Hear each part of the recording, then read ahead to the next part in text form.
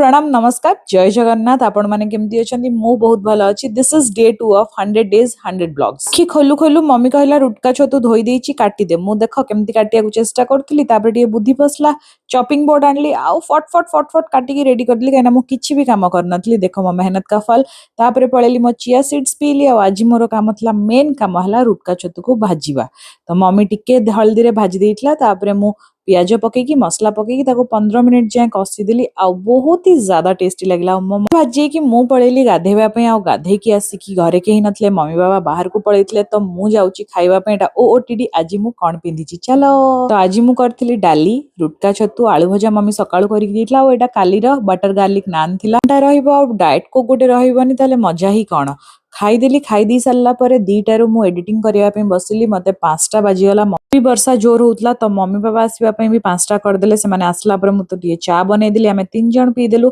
तापर मुझे जाऊँगी लेंस कार्ड तो बाहर की रेडी हो गली बाहरी तो गली केतबेले भी वर्षा काची दे पारे ठीक अच्छे चलो देखा छक्कर पहुंची वर्षा काचीदेला वैनिला रे पशिगली